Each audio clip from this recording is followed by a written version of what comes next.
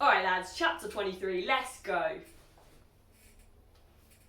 Elizabeth was sitting with her mother and sisters, reflecting on what she had heard, and doubting whether she were authorised to mention it, when Sir William Lucas himself appeared, sent by his daughter to announce her engagement to the family. With many compliments to them and much self-gratulation on the prospect of a connection between the houses, he unfolded the matter to an audience not merely wondering but incredulous. For Mrs. Bennet, with more perseverance than politeness, protested he must be entirely mistaken, and Lydia, always unguarded and often uncivil, boisterously exclaimed, "Good Lord, Sir William, how can you tell such a story? Do not you know that Mr. Collins wants to marry Lizzie?" Nothing less than the complacence of a courtier could have borne without anger such treatment, but Sir William's good breeding carried him through it all, and though he begged leave to be positive as to the truth of his information, he listened to all their impertinence with the most forbearing courtesy. Elizabeth, feeling it incumbent on her to relieve him from so unpleasant a situation, now put herself forward to confirm his account by mentioning her prior knowledge of it from Charlotte herself, and endeavoured to put a stop to the exclamations of her mother and sisters by the earnest of her congratulations to Sir William, in which she was readily joined by Jane, and by making a variety of marks on the happiness that might be expected from the match, the excellent character of Mr. Collins, and the convenient distance of Hunsford from London. Mrs. Bennet was in fact too much overpowered to say a great deal while Sir William remained, but no sooner had he left them than her feelings found a rapid vent. In the first place, she persisted in disbelieving the whole of the matter. Secondly, she was very sure that Mr. Collins had been taken in. Thirdly, she trusted that they would never be happy together, and fourthly, that the match might be broken off. Two inferences, however, were plainly deduced from the whole. One, that Elizabeth was the real cause of all the mischief, and the other, that she herself had been barbarously used by them all, and on these 2 points she principally dwelt during the rest of the day. Nothing could console and nothing appease her, nor did that day wear out her resentment. A week elapsed before she could see Elizabeth without scolding her. A month passed away before she could speak to Sir William or Lady Lucas without being rude, and many months were gone before she could at all forgive their daughter. Mr. Bennet's emotions were much more tranquil on the occasion, and such as he did experience he pronounced to be of a most agreeable sort, for it gratified him, he said, to discover that Charlotte Lucas, whom he had been used to think tolerably sensible, was as foolish as his wife, and more foolish than his daughter. Jane confessed herself a little surprised at the match, but she said less of her astonishment than of her earnest desire for their happiness, nor could Elizabeth persuade her to consider it as improbable. Kitty and Lydia were far from envying Miss Lucas, for Mr. Collins was only a clergyman, and it affected them in no other way than as a piece of news to spread at Merton. Lady Lucas could not be insensible of triumph on being able to retort on Mrs. Bennet the comfort of having a daughter well married, and she called at Longbourn rather oftener than usual to say how happy she was, though Mrs. Bennet's sour looks and ill-natured remarks might have been enough to drive away happiness. Between Elizabeth and Charlotte there was a restraint which kept them mutually silent on the subject, and Elizabeth felt persuaded that no real confidence could ever subsist between them again.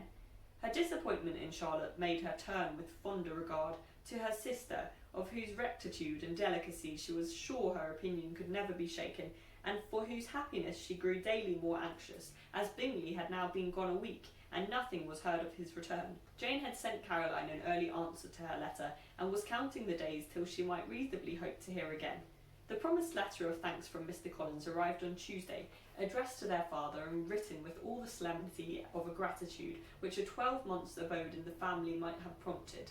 After discharging his conscience on that head, he proceeded to inform them, with many rapturous expressions of his happiness in having obtained the affection of their amiable neighbour Miss Lucas, and then explained that it was merely with the view of enjoying her society that he had been so ready to close with their kind wish of seeing him again at Longbourn, whither he hoped to be able to return on Monday fortnight, for Lady Catherine, he added, so heartily approved his marriage that she wished it to take place as soon as possible, which he trusted would be an unanswerable argument with his amiable Charlotte to name an early day for making him the happiest of men.